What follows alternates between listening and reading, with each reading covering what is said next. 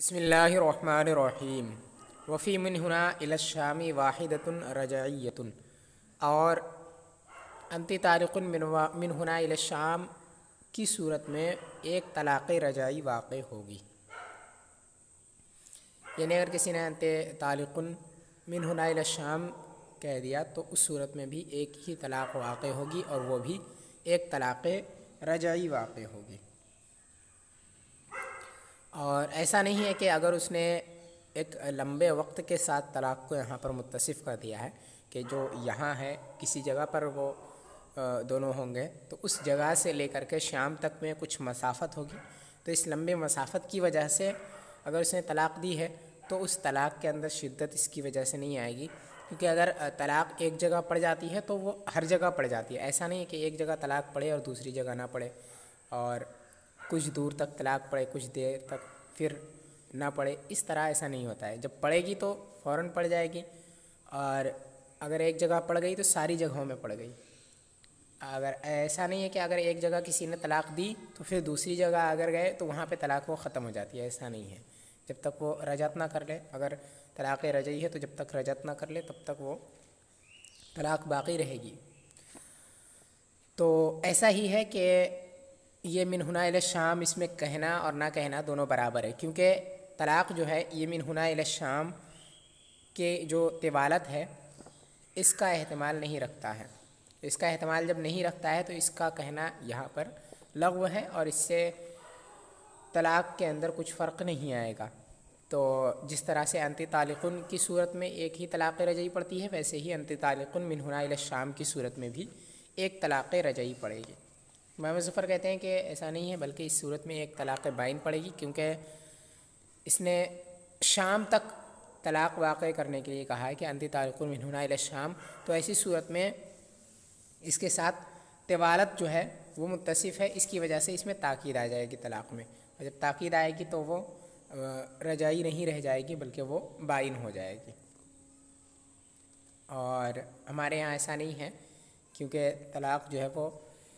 ساری جگہوں میں برابر ہے. اگر ایک جگہ پڑے گی تو ہر جگہ پڑ جائے گی. ایسا نہیں کہ یہاں سے لے کر کے شام تک پڑے پھر اس کے بعد ختم ہو جائے نا.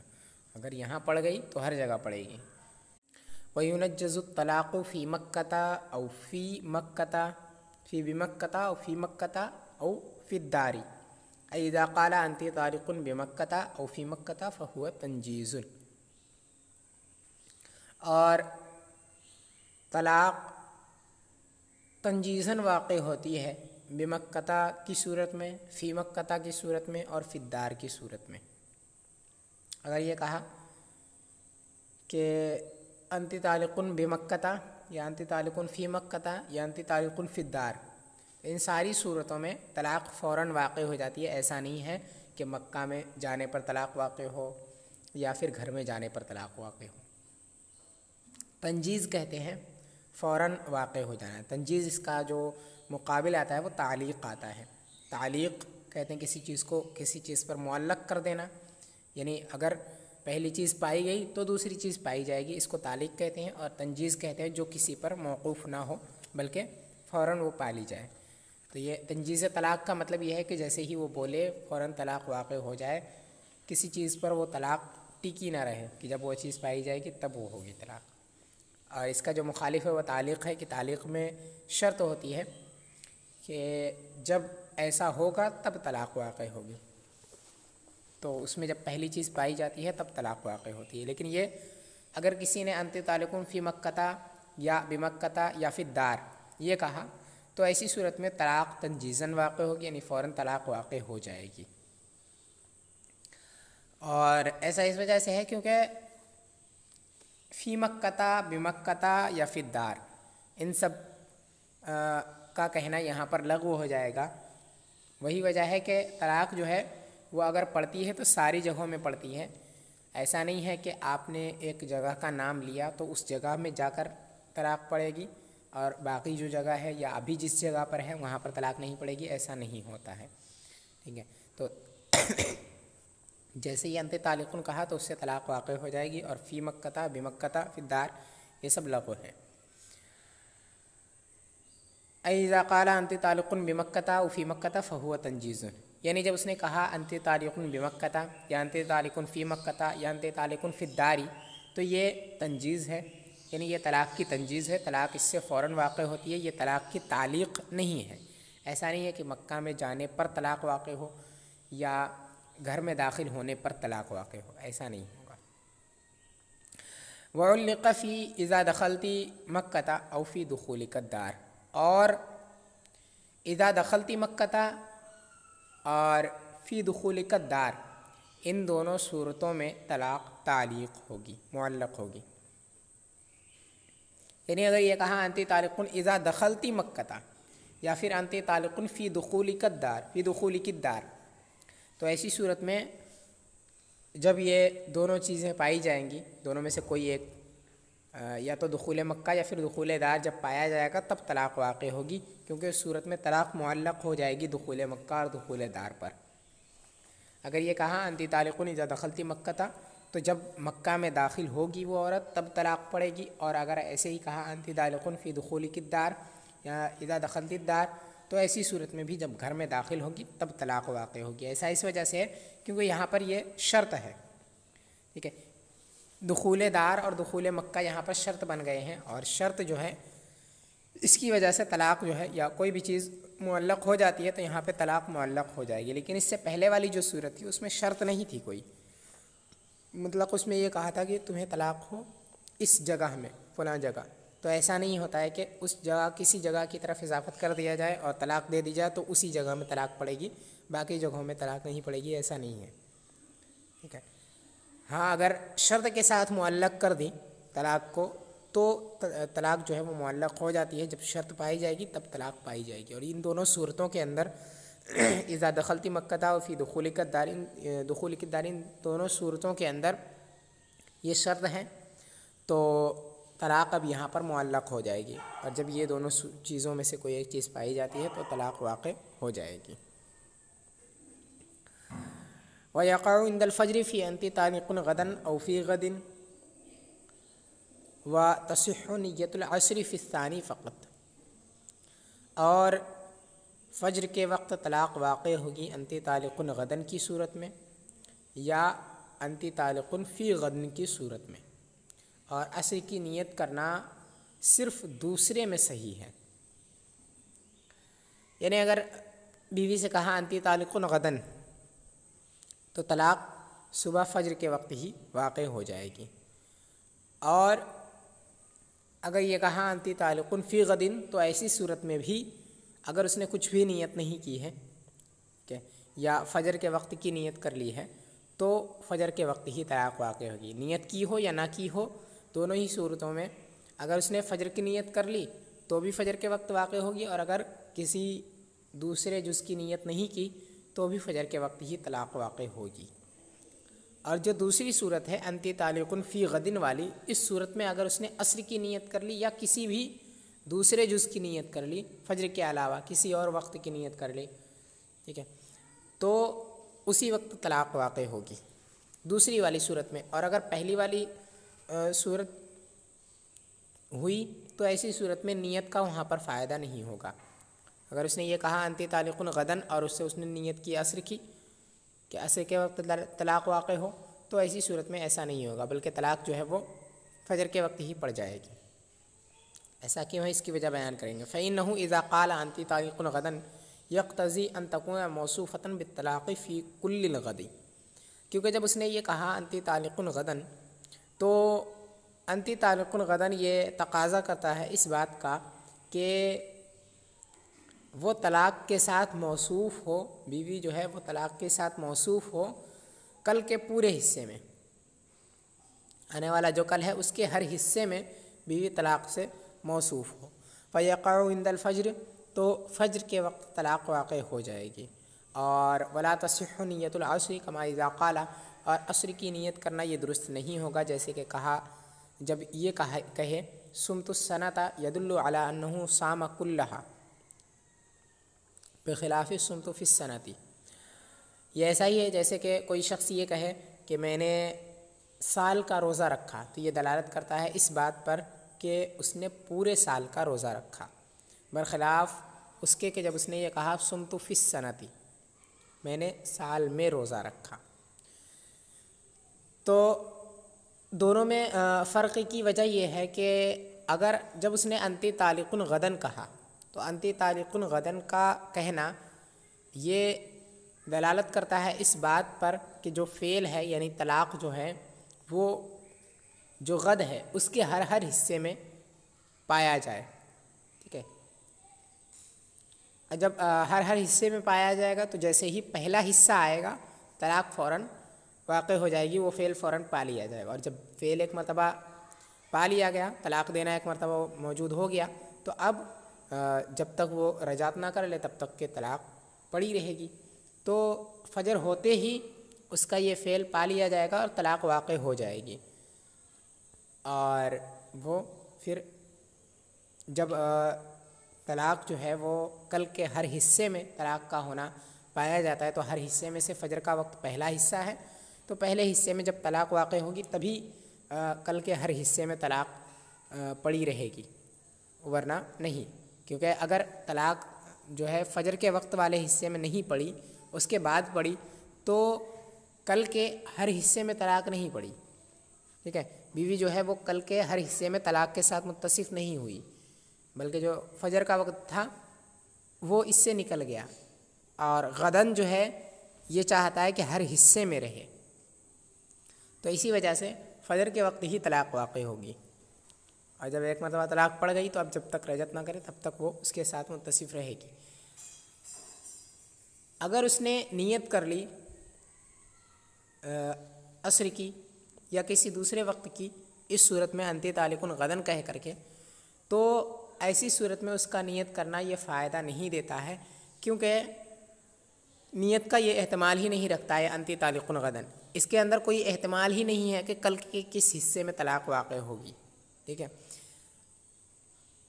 جب نیت کا یہ احتمال نہیں رکھتا ہے تو نیت کرنا اور نہ کرنا اس میں برابر ہے، طلاق جو ہے فجر کے وقت ہی پڑے گی، اگر وہ نیت کرے تب بھی، نیت نہ کرے تب بھی، کیونکہ اس کا نیت کرنا یہاں پر لغو ہو جائے گا، وہ اسی وجہ سے کیونکہ انتی طالق غدن یہ نیت کا محتاج نہیں ہے۔ یہ ایسے ہی ہے جیسے کسی نے یہ کہا ہو کہ سمت السنۃ، کسی نے یہ کہا سمت السنۃ، میں نے سال کا روزہ رکھا، تو اس سے یہی سمجھا جاتا ہے کہ اس نے سال کے ہر حصے میں روزہ رکھا، سال کے ہر دن میں اس نے روزہ رکھا۔ کسی نے یہ کہا سمت الشہر، میں نے مہینے کا روزہ رکھا، تو ایسی صورت میں بھی وہ اسی پر دلالت کرتا ہے کہ اس نے پورے مہینے کا روزہ رکھا۔ اور اگر اس نے یہ کہا سمت فی السنۃ یا سمت فی الشہر، تو ایسی صورت میں اس کا مطلب یہ ہوگا کہ اس نے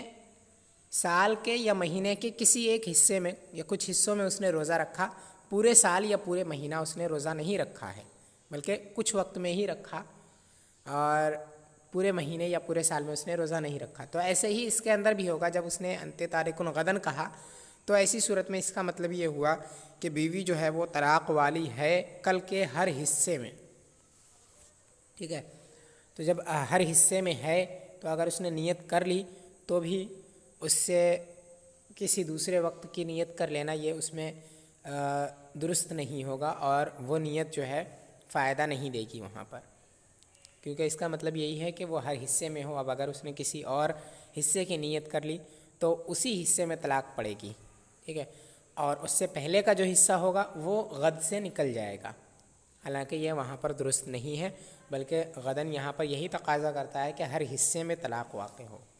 ہر حصے میں وہ طلاق کے ساتھ متصف رہے۔ تو یہی وجہ ہے کہ یہاں پہ نیت کرنا یہ کافی نہیں ہے۔ لیکن اگر اس نے یہ کہا انتی طالق فی غدن، تو فی غدن اس کا مطلب یہ ہوا کہ غد کے کسی حصے میں طلاق جو ہے وہ پائی جائے گی، ٹھیک ہے، یعنی کل جو آنے والا ہے اس کے کسی ایک حصے میں پائی جائے گی، پورے کل میں نہیں پائی جائے گی۔ تو جب اس نے یہ کہا کہ انتی طالق فی غدن، تو اس کا مطلب یہ ہوا کہ غد کے کسی حصے میں طلاق پائی جائے گی، اور یہ اس بات کا تقاضا نہیں کرتا ہے کہ غد کے ہر حصے میں طلاق کے ساتھ بیوی متصف رہے، یہ اس کا تقاضا نہیں کرتا ہے یہ جملہ۔ تو اب ایسی صورت میں طلاق کس وقت پڑے گی، کیونکہ اس نے کسی خاص وقت کی تعین نہیں کی ہے کہ کل کے اس حصے میں طلاق پڑے گی۔ جب اس نے تعین نہیں کی ہے تو ایسی صورت میں جو غد کے سارے حصے ہیں، ٹھیک ہے، وہ چاہے فجر کا ہو، اس کے بعد کا ہو، ظہر کا ہو، کوئی بھی وقت ہو، غد کا کوئی بھی حصہ ہو، وہ سب کے سب برابر رہیں گے، ٹھیک ہے، کیونکہ کوئی چیز نہیں ہے جو اس بات پر دلالت کرے کہ غد کا یہ حصہ اس کے باقی حصوں سے راجح ہے، ایسی کوئی چیز نہیں ہے۔ جیسے ہی غد کا پہلا حصہ آئے گا طلاق پڑ جائے گی، کیونکہ اگر اس وقت طلاق نہیں پڑی اور اس کے بعد والے حصے میں طلاق پڑی تو پھر اس کے لیے کوئی چیز ایسی ہونی چاہیے جو اس بات کو ثابت کرے کہ اس حصے میں طلاق کو نہیں پڑنا چاہیے تھا، یا کوئی مرجح ہونا چاہیے جو غد کا جو دوسرا حصہ ہے اس کو راجح کر دے اور پہلے حصے کا اعتبار وہاں ساقط ہو جائے۔ ایسی کوئی چیز ہونی چاہیے، حالانکہ یہاں ایسی کوئی چیز نہیں ہے، ٹھیک ہے، یعنی یہاں کوئی بھی چیز ایسی نہیں ہے جو یہ بتاتی ہو کہ غد کے اس حصے میں طلاق پڑے گی، اس حصے میں طلاق نہیں پڑ سکتی ہے، ٹھیک ہے۔ جب کوئی ایسی چیز یہاں پر نہیں ہے تو جیسے ہی غد کا پہلا حصہ آئے گا طلاق پڑ جائے گی، کیونکہ اگر اس وقت طلاق نہیں پڑی اور اس کے بعد طلاق پڑی تو یہ ترجیح بلا مرجح ہوگا، یعنی کسی چیز کو اور بڑھا دینا بغیر کسی دلیل کے، اور وہ درست نہیں ہے، ترجیح بلا مرجح درست نہیں ہے۔ اسی وجہ سے یہاں پہ طلاق جو ہے وہ غد کے پہلے حصے میں ہی پڑے گی، انت طالق فی غدن کی بھی صورت میں، ٹھیک ہے۔ لیکن اگر اس نے نیت کر لی کسی اور وقت کی، فجر کے علاوہ کسی اور وقت کی اس نے نیت کر لی تو اس کا نیت کرنا درست ہو جائے گا، اور جس وقت کی اس نے نیت کی ہے اسی وقت طلاق پڑے گی۔ مثال کے طور پہ اس نے ظہر یا عصر کی نیت کر لی تو ظہر یا عصر کے وقت ہی طلاق واقع ہوگی، کیونکہ جو غد ہے یہ احتمال رکھتا ہے غد کے ہر حصے کا، فی غدن جو ہے یہ احتمال رکھتا ہے غد کے ہر حصے کا، کہ کل کے جو بھی جتنے بھی کل کے حصے ہیں ان میں سے کسی ایک حصے میں بھی طلاق اس کے ذریعے سے پڑ سکتی ہے، سب کا احتمال رکھتا ہے یہ، ٹھیک ہے۔ تو جب سب کا احتمال رکھتا ہے تو کسی ایک وقت کی اس نے نیت کر لی تو نیت کے ذریعے سے اب وہ وقت جو ہے وہ راجح ہو جائے گا، اور یہاں پہ راجح کرنے والی دلیل یہاں موجود ہے، یعنی نیت جو ہے وہ راجح کرنے والی ہے تو یہاں پہ مرجح موجود ہے، تو اس کی وجہ سے وہ راجح ہو جائے گا۔ اب جو اس کے باقی حصے ہیں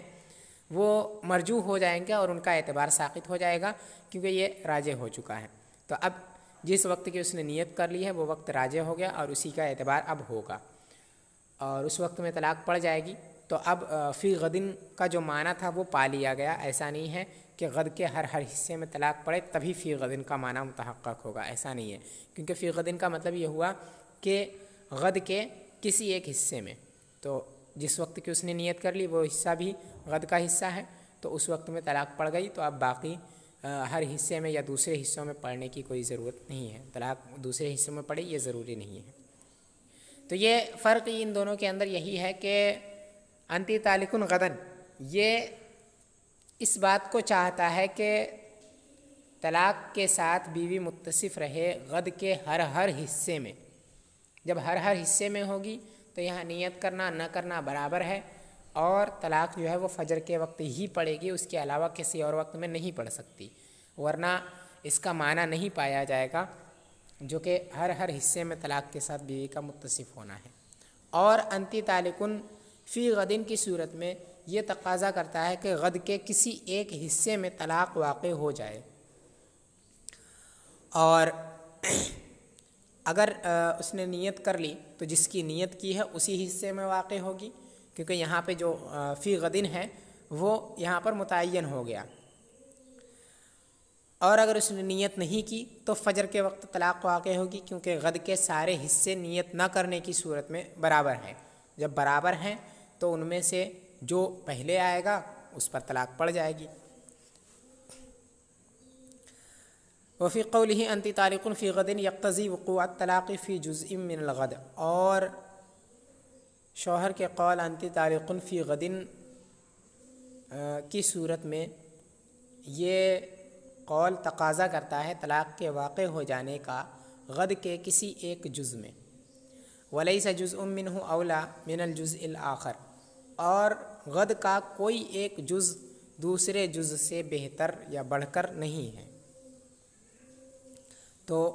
فیقع عند الفجر، فجر کے وقت طلاق واقع ہو جائے گی، لئلا یلزم الترجیح من غیر مرجح،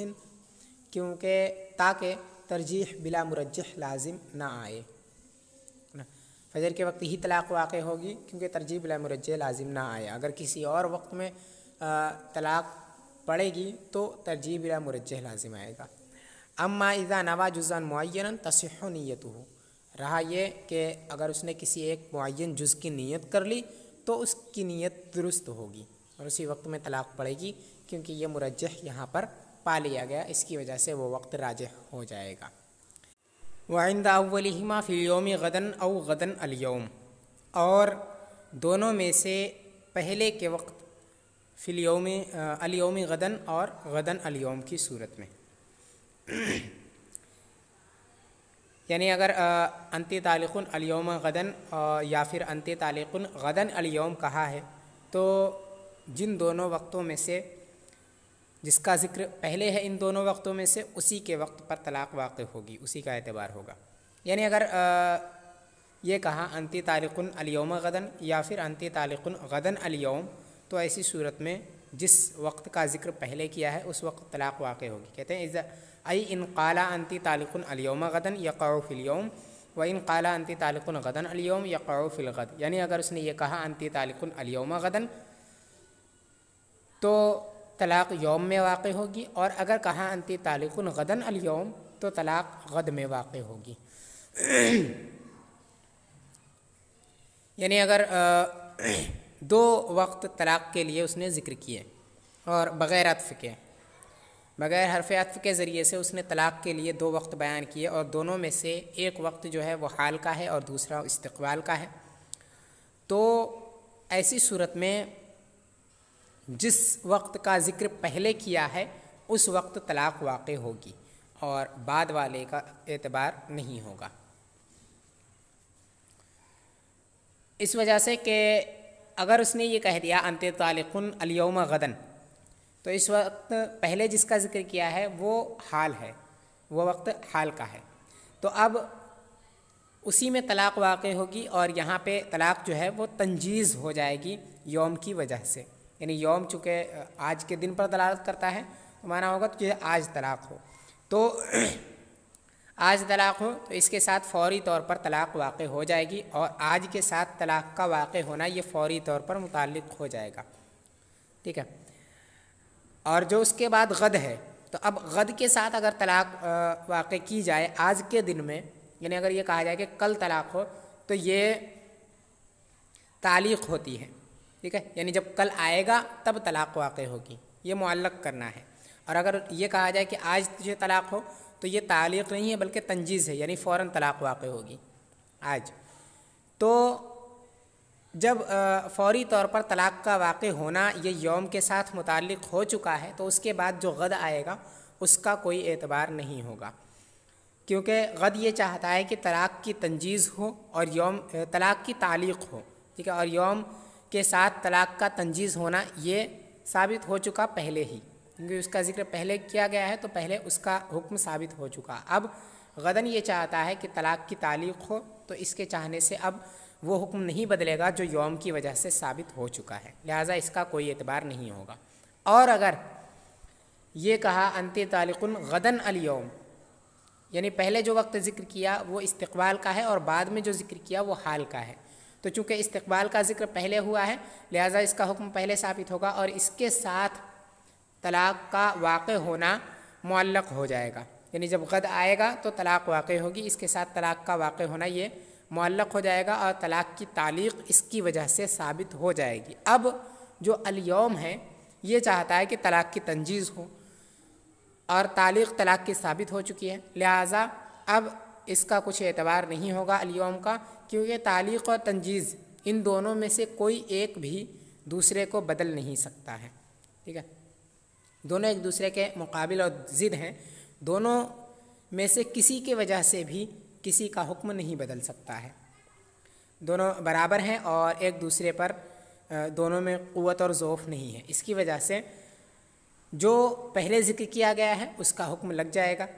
اور جو بعد میں ہے اس کا اعتبار نہیں ہوگا۔ یہ ہر اس صورت میں ہے جب کہ دو وقت ذکر کیا گیا ہو اور ان دونوں میں سے ایک جو ہو وہ حال کا ہو اور دوسرا استقبال کا ہو، اور یہ اس صورت میں ہے جب کہ بغیر حرف عطف کے ان کو ذکر کیا گیا ہو، یعنی ان کے بیچ میں حرف عطف کو داخل نہ کیا گیا ہو، اور اگر حرف عطف کو داخل کیا گیا تو دونوں ہی چیزوں میں طلاق واقع ہوگی۔ تو اگر الیوم غدن کہا ہے تو ایسی صورت میں تو ظاہر ہے کہ اگر آج طلاق پڑ گئی تو کل بھی طلاق وہی واقع رہے گی، ٹھیک ہے۔ اور دوسری والی صورت میں الیوم غدن الیوم کی صورت میں، اس صورت میں طلاق کا تعدد ہوگا، اور کل بھی طلاق ہوگی اور آج بھی طلاق ہوگی، دونوں ہی صورتوں میں، دونوں وقتوں میں طلاق واقع ہوگی اگر حرف عطف بھی ذکر کیا جائے ان کے بیچ میں تو۔ وَلَغَا أَنْتِ طَالِقٌ قَبْلَ أَنْ أَتَزَوَّجَكِ وَأَنْتِ طَالِقٌ أَمْسِ لِمَنْ نَكَحَهَا الْيَوْمِ، اور اس کا قول انتی طالقن لغو ہو جائے گا، انتی طالقن قبل ان اتزوجکی لغو ہو جائے گا، اور انتی طالقن امسی لغو ہو جائے گا اس سے جس سے اس نے آج نکاح کیا ہے۔ مرد نے کسی عورت سے کہا انتی طالقن قبل ان اتزوجکی، یعنی میں تجھ سے شادی کروں اس سے پہلے تجھے طلاق ہو، تو چونکہ شادی کرنے سے پہلے وہ اس کی بیوی نہیں ہوگی، اور طلاق جو ہے وہ بیوی کو دے سکتے ہیں، اجنبیہ کو نہیں دے سکتے ہیں، تو ایسی صورت میں اس کا قول انتی طالقن جو ہے یہ لغو ہو جائے گا، کیونکہ اس کا محل نہیں پایا گیا ہے، انتی طالقن کا جو محل ہے وہ یہاں نہیں پایا گیا، اور اس کا محل یہی ہے کہ جس سے یہ کہہ رہا ہے وہ اس کی بیوی ہو تو طلاق پڑے گی، اور جس سے اس نے ابھی کہا ہے یہ اس کی بیوی نہیں ہے لہٰذا وہ اس کا محل ہی نہیں ہے تو طلاق نہیں پڑے گی، اور اس کا یہ قول لغو ہو جائے گا۔ اور اگر اس نے یہ کہا انتی طالقن امسی، کسی ایسی عورت سے اس نے انتی طالقن امسی کہا ہے جس عورت سے اس نے آج نکاح کیا،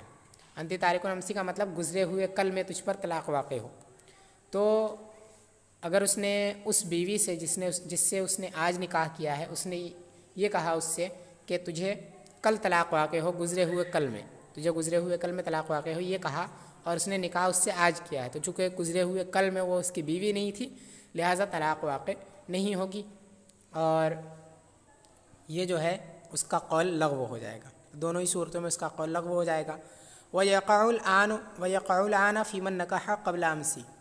اور طلاق فی الحال واقع ہوگی اس سے اس والی صورت میں کہ جب اس نے اس بیوی سے کہا ہو جس سے اس نے کل سے پہلے نکاح کیا تھا، یہی انتی طالقن امسی اس نے کسی ایسی بیوی سے کہا جس بیوی سے اس نے بہت پہلے نکاح کیا تھا، کل سے پہلے کسی بھی وقت میں اس نے اس سے نکاح کیا تھا، تو جو گزرا ہوا کل ہے اس وقت میں وہ اس کی بیوی تھی، ٹھیک ہے، اور اس سے پہلے اس نے اس سے نکاح کیا تھا، تو کل گزرا ہوا جو کل ہے اس میں اس کی بیوی تھی، اور اس نے یہ کہا انتی طالقن امسی، تو اس سے ابھی طلاق واقع ہوگی، جو گزرا ہوا کل ہے اس میں طلاق واقع نہیں ہو سکتی کیونکہ گزرے ہوئے کل میں کوئی نہیں جا سکتا ہے، تو اس میں کوئی کام بھی نہیں کر سکتا ہے، اس کا کوئی کام گزرے ہوئے کل میں واقع نہیں ہوگا جو وہ آج کرے، آج ہی واقع ہوگا۔ تو جب اس نے یہ کہا انتی طالقن امسی، ایسی بیوی سے جس بیوی سے اس نے امس سے پہلے نکاح کیا تھا یعنی گزرے ہوئے کل سے پہلے، تو طلاق فی الحال واقع ہوگی، یعنی آج طلاق واقع ہوگی۔ ای ان قال انتی طالقن امسی لامرأۃ نکحہا قبل امسی یقع فی الحال اذ لا قدرۃ لہ علی الایقاع فی الزمان الماضی، یعنی اگر اس نے انتی طالقن امسی ایسی بیوی سے کہا جس سے اس نے امس سے پہلے نکاح کیا تھا تو فی الحال طلاق واقع ہوگی، کیونکہ اسے بالکل بھی قدرت نہیں ہے زمانہ ماضی میں طلاق واقع کرنے پر، یعنی اس کو یہ طاقت نہیں ہے کہ وہ زمانہ ماضی میں طلاق واقع کر دے، گزرے ہوئے زمانے میں وہ طلاق واقع کر دے، اس کو یہ قدرت ہے ہی نہیں، کسی بھی انسان کو کسی بھی کام کو گزرے ہوئے زمانے میں کرنے کی طاقت نہیں ہے، لہٰذا اس صورت میں جب اس نے یہ کہا انتی طالقن قبل امسی تو اس سے فی الحال طلاق واقع ہوگی۔ वफ़ी अंति कज़ा मालम उतल्लिक़ू की या मतालम उतल्लिक़ू की और मता मालम उतल्लिक़ू की और वो फ़ौरन ख़ामोश हो गया, वो ख़ामोश हो गया तो फ़ौरन, यानी किसी ने कहा अंति तालिक़ुन मालम उतल्लिक़ू की, या कहा अंति तालिक़ुन मतालम उतल्लिक़ू की, या फिर ये कहा अंति तालिक़ुन मता मालम उतल्लिक़ू की। मालम उतल्लिक़ू की यानी जब मैं तुझे तलाक़ ना दूँ, और मतालम उतल्लिक़ू की इसका मतलब यही है जिस वक्त मैं तुझे तलाक़ ना दूँ। मता मालम उतल्लिक़ू की जब तक मैं तुझे तलाक़ ना दूँ। और इतना बोल करके वो ख़ामोश हो गया तो अब तलाक़ फ़िलहाल पड़ जाएगी, यानी ये इन अल्फाज में से कोई भी लफ्ज़ उसने कहे हो और उसके बाद बोलने के बाद ख़ामोश हो जाए तो तलाक़ फ़ौरन पड़ जाएगी। वफ़ी इल्लम उतल्लिक़ू की यक़अ फ़ी आख़िर उम्रिही, और अगर इल्लम उतल्लिक़ू की कहा तो तलाक़ आखिर उम्र में वाक़ होगी, यानी कहा अंति तालिक़ुन इन लम उतल्लिक़ू की तो तलाक़ वाली है, अगर मैं तुझे तलाक़ ना दूँ तो तलाक़ आखिर उम्र में वाक़ होगी, क्योंकि आखिर उम्र जब आया तो ये साबित हो गया कि तलाक़ उसने नहीं दी है। तलाक़ नहीं दी है तो अब तलाक़ पड़ जाएगी, क्योंकि तलाक़ के न देने पर उसने शर्त को, ये तलाक़ को मुअल्लक़ किया था, ये अगर मैं तलाक़ ना दूँ तो तलाक़ है, तो ज़िंदगी गुज़र गई और उसने तलाक़ नहीं दी, अब आखिर वक्त है तो अब ये तलाक़ पड़ जाएगी। व इज़ा व इज़ामा बिला नियतिन मिसलो इन इंदा अबी हनीफ़ता व इंदहुमा कमता व मा नियतिल वक्ति अबी शर्ती फ़का नियति ही। और इज़ा और इज़ामा ये इनकी तरह है इमाम आज़म अली रहमत व रिज़वान के नज़दीक उस सूरत में जबकि उसने नियत नहीं की, और साहिबैन के नज़दीक ये मता की तरह है और वक्त या शर्त की नियत के साथ नियत की तरह है। मतलब ये कि इमाम आज़म अली रहमत व रिज़वान के नज़दीक जो इज़ा और इज़ामा है ये दोनों अल्फाज इन की तरह हैं, यानी शर्त का माना देते हैं अगर कोई नियत ना की जाए तो, ठीक है। और साहिबैन अलैहिम रहमा के नज़दीक अगर नियत ना की जाए इज़ा और इज़ामा के ज़रिए से तो ये मता का माना देते हैं, यानी ये ज़र्फ़ के लिए है। फ़हाज़ा बिनाउन अला अन्ना इज़ा इंदा अबी हनीफ़ता मुश्तरकुन बैन अश-शर्ति व ज़र्फ़ी, ये बिना करते हुए है इस बात पर कि इज़ा इमाम आज़म अली रहमत व रिज़वान के नज़दीक शर्त और ज़र्फ़ इन दोनों के दरमियान में मुश्तरक है। यानी इमाम आज़म अली रहमत व रिज़वान का मज़हब ये है कि इज़ा और इज़ामा ये शर्त और ज़र्फ़ दोनों का माना देते हैं, दोनों इसके मानी हकीकी हैं और ये दोनों के दरमियान में इज़ा और इज़ामा जो है ये मुश्तरक है। वइंदहुमा हकीकतुन फ़ी ज़र्फ़ी फ़क़द तजीउ लिश्शर्ति बितरीक़िल मजाज़, और साहिबैन अलैहिम रहमा के नज़दीक ये ज़र्फ़ के माना में हकीकत है और कभी कभी शर्त के लिए भी मजाज़ के तरीके पर आ जाते हैं। यानी साहिबैन अलैहिम रहमा फरमाते हैं कि इज़ा और इज़ामा का जो हकीकी माना है वो यही है कि ज़र्फ़ का माना देते हैं, हकीकी माना इनका ज़र्फ़ का है और मजाजी माना के तरीके पर कभी कभी मजाज के तरीके पर ये शर्त के लिए भी आ जाते हैं, ठीक है। यानी हकीकी माना तो ज़र्फ़ का है, यानी मता का माना हकीकी है, और कभी कभी ये शर्त के लिए भी मजाज के तरीके पर आ जाते हैं। तो साहिबैन अलैहिम रहमा के नज़दीक, इनके नज़दीक भी ये दोनों मानी के लिए आते हैं, यानी ज़र्फ़ और शर्त दोनों मानी के लिए आते हैं, और इमाम आज़म अली रहमा के नज़दीक भी ज़र्फ़ और शर्त दोनों मानी के लिए आते हैं। लेकिन साहिबैन के नज़दीक ज़र्फ़ हकीकी माना है और शर्त ये मजाजी माना है, लेकिन इमाम आज़म अली रहमत व रिज़वान के नज़दीक दोनों में मुश्तरक है, दोनों बराबर हैं, दोनों में से कोई भी मजाजी नहीं है। वक़ौलुहु इज़ा लम उतल्लिक़ू की यकूनु बिमाना मता लम उतल्लिक़ू की, तो मर्द का कौल इज़ा लम उतल्लिक़ू की ये मता लम उतल्लिक़ू के माना में होगा। यानी अगर मर्द ने ये कहा हो अंति तालिक़ुन इज़ा लम उतल्लिक़ू की, ठीक है, तो ऐसी सूरत में उसका मतलब ये हुआ कि अंति तालिक़ुन मता लम उतल्लिक़ू के ये कह रहा हो, तो उस सूरत में मता लम उतल्लिक़ू के इससे जो हुक्म साबित होगा वही हुक्म अंति तालिक़ुन इज़ा लम उतल्लिक़ू से भी, इज़ा लम उतल्लिक़ू के इससे भी साबित होगा। صاحبین علیہم رحمہ کے نزدیک. کما اذا قال طلقی نفسکی اذا شئتی فإنہ بمعنی متی شئتی. یہ ایسے ہی ہے جیسے کہ مرد نے یہ کہا طلقی نفسکی اذا شئتی، تو اپنے آپ کو طلاق دے دے جب تو چاہے، تو یہ متی شئتی کے معنی میں ہوتا ہے. یعنی اگر مرد نے یہ کہا ہو اپنی بیوی سے کہ انت طلقی نفسکی اذا شئتی، مرد نے اپنی بیوی سے ہی کہہ دیا کہ طلقی نفسکی اذا شئتی، جب تو چاہے اپنے آپ کو طلاق دے دے، تو ایسی صورت میں سب کے نزدیک یہ متفق مسئلہ ہے کہ یہاں پہ جو طلاق ہے وہ اس کی مشیت پر موقوف ہے. ٹھیک ہے، جب وہ چاہے گی تب طلاق دے گی. اور جب ایسا ہے تو یہ معنی جو ہے ظرف کا معنی ہے، یعنی جب چاہے تب طلاق دے، یہ ظرف کا معنی یہاں پر ہے. اگر شرط کا معنی ہوتا، یعنی اگر ان کے معنی میں ہوتا، اگر کوئی یہ کہے کہ انتی طلقی نفسکی ان شئتی، ٹھیک ہے، تو ان شئتی کہنے کا مطلب یہ ہوا کہ اگر تو چاہے تو طلاق دے دے، یعنی اس مجلس میں، جس مجلس میں ابھی وہ ہے، اس مجلس تک وہ جو مشیت ہے وہ اس مجلس تک ہی موقوف رہتی ہے. اگر مجلس ختم ہو گئی اور اس نے طلاق نہیں دی تو اب اس کی مشیت منقطع ہو جاتی ہے. ٹھیک ہے. اور اگر یہ کہا کہ انتی طلقی نفسکی متی شئتی، یہ اگر کہا تو اس کا مطلب یہ ہوتا ہے کہ جب بھی چاہے، یعنی مجلس کے ختم ہونے سے بھی اس کی جو مشیت ہے وہ منقطع نہیں ہوتی ہے اس سے، یعنی اسے اختیار ہوتا ہے مجلس کے ختم ہونے کے بعد بھی کہ وہ اپنے آپ کو طلاق دے دے. ٹھیک ہے. تو یہ دو طرح کے الفاظ ہوتے ہیں، ایک تو طلقی نفسکی متی شئتی اور طلقی نفسکی ان شئتی. ان شئتی والی صورت میں مجلس ختم ہوتے ہی مشیت منقطع ہو جاتی ہے، اور متی شئتی کی صورت میں مجلس ختم ہونے سے مشیت منقطع نہیں ہوتی ہے. ٹھیک ہے. تو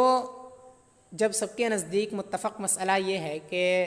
اگر کوئی اذا کہہ دے، نہ متی کہے اور نہ ان کہے، بلکہ وہ اذا شئتی کہہ دے، تو ایسی صورت میں سب کے نزدیک یہی ہے کہ جو مجلس ہے اس کے منقطع ہونے سے یہ مشیت اس کی منقطع نہیں ہوگی، کہ بیوی کی مشیت منقطع نہیں ہوگی مجلس کے منقطع ہو جانے سے. تو صاحبین علیہم رحمہ کہتے ہیں کہ طلقی نفسکی اذا شئتی، یہ طلقی نفسکی ان شئتی کی طرح ہو گیا، متی شئتی کی طرح، طلقی نفسکی متی شئتی کی طرح ہو گیا، کیونکہ طلقی نفسکی متی شئتی کی صورت میں مجلس کے منقطع ہونے سے مشیت منقطع نہیں ہوتی ہے، اور اذا شئتی میں بھی مشیت منقطع نہیں ہو رہی ہے. تو لہٰذا اس سے یہ پتہ چلا کہ طلقی نفسکی اذا شئتی یہ متی شئتی کے معنی میں ہے، لہٰذا جو اذا ہوتا ہے یہ متی کے معنی میں ہوتا ہے. ٹھیک ہے. یہ صاحبین علیہم رحمہ کا مذہب ہے کہ اذا یہ حقیقی طور پر متی کے معنی میں آتا ہے اور مجازی طور پر شرط کے معنی میں آتا ہے. وعند ابی حنیفہ لما كانت مشترکۃ بین المعنیین ففی قولہ اذا لم اطلقک ان کان بمعنی متی یقع فی الحال وان کان بمعنی ان یقع فی آخر الامر فوقع الشق فی وقوعہ فی الحال فلا یقع فی الشک. اور امام اعظم علیہ رحمۃ و رضوان کے نزدیک جب اذا یہ دونوں معانی کے درمیان میں مشترک ہے، یعنی متی اور ان دونوں معانی کے درمیان میں جب مشترک ہے، تو مرد کے قول اذا لم اطلقک اس کے اندر یہ اگر متی کے معنی میں ہو تو طلاق فی الحال پڑے گی، اور اگر ان کے معنی میں ہو تو طلاق آخر عمر میں پڑے گی. یعنی جب اذا لم اطلقک اس نے کہا ہے، اور اذا کا معنی جو ہے وہ ظرف اور شرط دونوں ہیں، یعنی اذا شرط اور ظرف دونوں کا معنی دیتا ہے. ٹھیک ہے. تو اور اگر ظرف کے معنی میں ہو، یعنی متی کے معنی میں اگر ہو، تو چونکہ متی کہنے سے فی الحال طلاق واقع ہوتی ہے، لہٰذا اگر متی کے معنی میں اذا لم اطلقک میں جو اذا ہے یہ متی کے معنی میں ہو تو طلاق اس سے فی الحال واقع ہو جائے گی، کیونکہ یہ ایسے ہی ہو جائے گا جیسے وہ یہ کہے کہ انتی طالق متی لم اطلقک، یہ ایسے ہی ہو جائے گا. تو جس طرح اس سے فی الحال طلاق واقع ہوتی ہے، اس سے بھی فی الحال طلاق واقع ہوگی اگر یہ ظرف کے معنی میں ہو تو، اور اگر ان کے معنی میں ہو یعنی شرط کے معنی میں، تو ایسی صورت میں طلاق آخر عمر میں ہوگی، کیونکہ انتی طالق ان لم اطلقک اس کی وجہ سے طلاق آخر عمر میں پڑتی ہے، لہٰذا یہ اسی کے برابر ہو جائے گا اذا لم اطلقو کے، یہ ان لم اطلقو کے اس کی طرح ہو جائے گا، لہٰذا جس طرح اس سے آخر عمر میں طلاق واقع ہوتی ہے اس سے بھی آخر عمر میں طلاق واقع ہوگی۔ تو اب جب دونوں معنی کے لیے یہ آتا ہے، اذا جو ہے یہ دونوں معنی کے لیے آتا ہے، ان کے لیے بھی اور متا کے لیے بھی،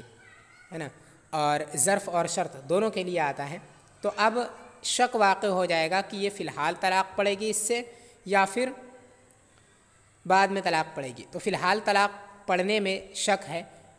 کہ طلاق پڑے گی یا نہیں پڑے گی فی الحال، کیونکہ اس کے معنی میں بھی آتا ہے اور ایک دوسرے معنی میں بھی آتا ہے، اور دوسرے معنی کی وجہ سے اس میں شک ہو گیا کہ اس دوسرے وقت میں طلاق پڑے گی یا ابھی پڑے گی، تو فی الحال طلاق پڑھنے میں شک ہو گیا اور شک کی وجہ سے یہ حکم نہیں بدلے گا۔ کیونکہ اصل جو ہے وہ عدم طلاق ہے، ٹھیک ہے، طلاق کے پڑھنے اور نہ پڑھنے میں جو اصل ہے وہ طلاق کا نہ پڑھنا ہے اور نکاح کا باقی رہنا یہ اصل ہے، اور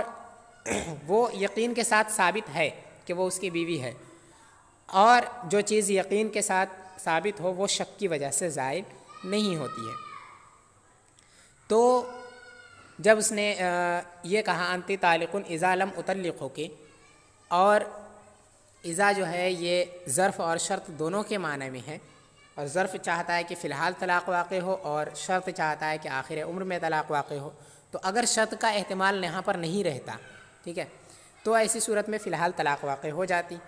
لیکن چونکہ یہاں شرط کا بھی احتمال ہے اس کی وجہ سے جو فی الحال طلاق واقع ہونا ہے اس کے اندر شک واقع ہو جائے گا، اور جب شک واقع ہو گیا تو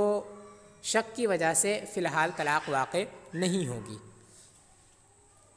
کیونکہ طلاق کا نہ واقع ہونا یہ اصل ہے اور وہ یقین کے ساتھ ثابت ہے، اور جب وہ یقین کے ساتھ ثابت ہے تو وہ شک کی وجہ سے زائل نہیں ہوگا۔ وَأَمَّا مَسْأَلَةُ الْمَشِيَّةِ فَإِنَّ الطَّلَاقَ تَعْلِيقٌ بِمَشِيَّتِهَا، اور رہا مشیت کا مسئلہ، تو طلاق یہ بیوی کی مشیت پر معلق ہے، تو اگر اذا یہ ان کے معنی میں ہو انقطع تعلقہ بمشیتها بانقضاء المجلس، تو اس کا معلق ہونا اس کی مشیت پر یہ منقطع ہو جائے گا مجلس کے منقطع ہونے سے۔ وَإِنْ كَانَ بِمَعْنَى مَتَى، اور اگر متا کے معنی میں ہو لم ينقطع تو منقطع نہیں ہوگا، فلا ينقطع بالشک، تو شک کی وجہ سے وہ منقطع نہیں ہوگا۔ یہ اس کا جواب ہے جو انہوں نے یہ کہا تھا کہ جس طرح صاحبین علیہم الرحمٰن نے جب یہ کہا کہ طلقی نفسکی اذا شئتی جو ہے، اس کے اندر جس طرح اذا جو ہے یہ متا کے معنی میں ہے، یہاں پر ثابت ہے، لہٰذا اس سے یہ پتہ چلتا ہے کہ یہ جو ہے حقیقت ہے، ٹھیک ہے، ظرف میں حقیقت ہے، تو اسی کا جواب دیتے ہیں کہ جس طرح آپ نے جو یہ کہا ہے کہ جس طرح طلقی نفسکی اذا شئتے میں یہ متا شئتے کے معنی میں ہوتا ہے ویسے ہی یہاں پر بھی ہوگا۔ تو اس کا جواب یہ ہے کہ مشیت کا جو مسئلہ ہے وہاں پہ طلاق جو ہے وہ اس کی مشیت پر موقوف ہے، بیوی کی مشیت پر طلاق کا دینا یہ موقوف ہے، ٹھیک ہے، اس کو تفویض کہتے ہیں۔ تو تفویض کے اندر اصل ہے بقائے تفویض، تفویض کا باقی رہنا یہ اصل ہے، اور وہ یقین کے ساتھ ثابت ہے، یعنی جب شوہر نے بیوی سے یہ کہا کہ طلقی نفسک، تو اس کے ذریعے سے وہ اس کی مشیت پر موقوف ہو گیا۔ طلقی نفسک اذا شئت جب اس نے بیوی سے کہا تو اس نے طلاق دینے کو بیوی کے مشیت پر موقوف کر دیا، اس کے مشیت پر معلق کر دیا طلاق کو، اور یہاں پر اس کی مشیت پر طلاق کا معلق ہو جانا یہ یقین کے ساتھ ثابت ہے، ٹھیک ہے، یقین کے ساتھ اب یہ ثابت ہو چکا، تو پھر اس کے بعد جب اس نے اذا کہا ہے تو اذا یہ ان کے معنی میں بھی آتا ہے اور متا کے معنی میں بھی آتا ہے۔ متا کے معنی میں ہے تو متا یہ چاہتا ہے کہ مجلس کے منقطع ہونے سے جو طلاق کا اس کی مشیت پر معلق ہونا ہے یہ منقطع نہ ہو، اور ان کے معنی میں اگر ہو تو ان یہ چاہتا ہے کہ مجلس کے منقطع ہونے سے جو مشیت پر اس طلاق کا معلق ہونا ہے یہ منقطع ہو جائے، کیونکہ اگر کوئی یہ کہے انتے تعلق متا شئت تو اس کی وجہ سے مجلس اگر برخاست ہو بھی جائے، مجلس منقطع ہو جائے تو اس سے بھی مشیت طلاق جو ہے بیوی کی جو مشیت ہوتی ہے وہ طلاق کے ساتھ معلق ہوتی ہے، ختم نہیں ہوتی۔ اور اگر کوئی کہتا ہے انت طالق ان شئتی طلقی نفسک ان شئتی، اگر یہ کہا ہے تو ایسی صورت میں مجلس کے منقطع ہونے سے اس کی مشیت پر طلاق کا معلق ہونا یہ منقطع ہو جاتا ہے، یعنی جیسے ہی مجلس ختم ہوئی اب اسے اختیار نہیں ہے کہ وہ اپنے آپ کو طلاق دے سکے، جب تک مجلس ہے تبھی تک وہ اپنے آپ کو طلاق دے سکتی ہے ان شئتی کی صورت میں۔ اور متا شئتی کی صورت میں مجلس کے ختم ہونے کے بعد بھی اسے اختیار ہوتا ہے کہ وہ اپنے آپ کو طلاق دے سکے۔ تو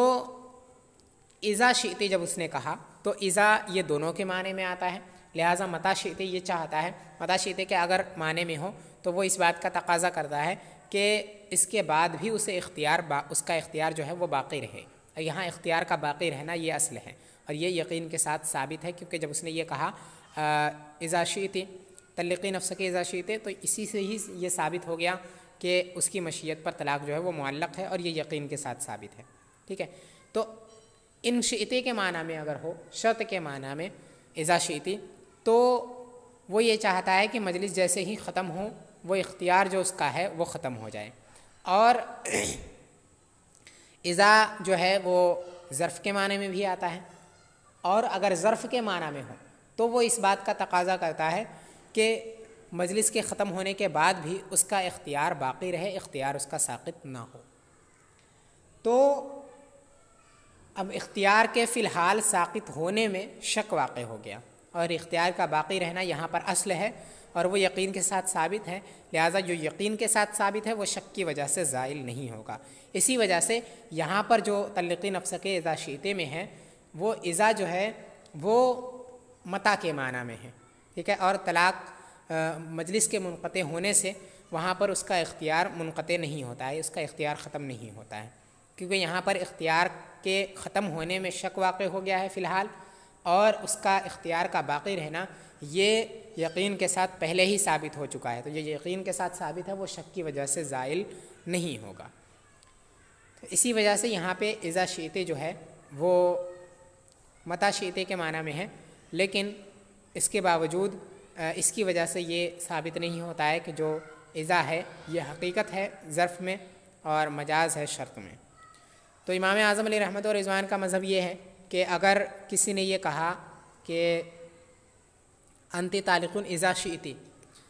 تو اس سے آخر عمر میں طلاق واقع ہوگی، ٹھیک ہے، کیونکہ اذا یہ شرط اور ظرف دونوں کے درمیان میں مشترک ہے، اور یقین کے ساتھ اس کا نکاح کا باقی رہنا یہ ثابت ہے، اور یہاں پہ طلاق فی الحال واقع ہونے میں شک ہے، لہذا شک کی وجہ سے جو یقین کے ساتھ ثابت ہے وہ زائل نہیں ہوگا، اور اس وقت طلاق فی الحال طلاق واقع نہیں ہوگی بلکہ طلاق آخر عمر میں واقع ہوگی۔ تو یہاں پر اس کا معنی ان والا جو معنی ہے وہ ثابت ہو جائے گا، اور وہ یہاں پر متعین ہو جائے گا،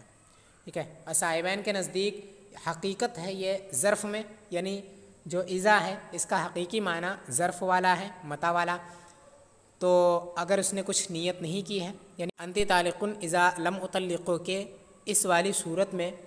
جب اس نے نیت نہیں کی کہ آخر عمر میں طلاق واقع ہو، تو ایسی صورت میں طلاق جو ہے وہ فی الحال پڑ جائے گی، کیونکہ انت طالق متا لم اطلقو کے اس کی طرح ہو جائے گا یہ، اور انت طالق متا لم اطلقو کے اس سے طلاق فی الحال واقع ہوتی ہے، لہٰذا اس سے بھی طلاق فی الحال واقع ہو جائے گی۔ اور اگر نیت آخر عمر کی کر لے تو طلاق آخر عمر میں واقع ہوگی، کیونکہ اذا جو ہے اس کا بھی احتمال رکھتا ہے ان کا، ٹھیک ہے، ان کے معنی کا بھی احتمال رکھتا ہے، تو نیت کی وجہ سے وہ معنی بھی متعین ہو جائے گا۔ تو اگر نیت کر لی ہے تو ان کے معنی میں ہے، اور اگر نیت نہیں کی ہے تو فی الحال اور متا کے معنی میں ہوگا، اور فی الحال طلاق واقع ہوگی۔ وفی انت طالق ما لم مطلقو کی انت طالق تطلق بالاخیرتی، اور انت طالق ما لم مطلقو کی انت طالق تطلق، انت طالق اخیر والے سے طلاق واقع ہوگی اس والی صورت میں، یعنی اگر کسی نے کہا انت طالق ما لم مطلقو کی انت طالق، تو جو دوسرا والا انت طالق ہے اس سے طلاق واقع ہوگی۔ این قال انت طالق ما لم مطلقو کی انت طالق تطلق بالاخیرتی، یعنی اگر کہا انت طالق ما لم مطلقو کی انت طالق، تو انت طالق جو آخر میں ہے اس سے طلاق واقع ہوگی، اخیر والے سے طلاق واقع ہوگی، وہی قولہ انت طالق، اور وہ اس کا قول انت طالق ہے جو بعد میں ہے۔ حتی لو قال انتی طالق ثلاثا ما لم اطلقو کی انتی طالق تقع واحدۃ، یہاں تک کہ اگر اس نے یہ کہا انتی طالق ثلاثا ما لم اطلقو کی انتی طالق، تو اس سے ایک طلاق واقع ہوگی، یعنی چونکہ پہلے والے سے طلاق واقع نہیں ہو رہی ہے اور پہلا لغو ہو جا رہا ہے، تو جو آخر والا ہے اس سے طلاق واقع ہو رہی ہے۔ تو اگر پہلے والے میں اس نے 2 طلاقیں دے دی یا 3 طلاقیں دے دی اور جو آخر والا ہے اس سے ایک ہی طلاق دی، تو ایک ہی پڑے گی، کیونکہ پہلے والے سے طلاق نہیں پڑ رہی ہے بلکہ آخری والے سے طلاق پڑ رہی ہے۔ تو آخر والا چونکہ آخر والے سے ایک طلاق اس نے دی ہے، لہٰذا ایک ہی طلاق واقع ہوگی۔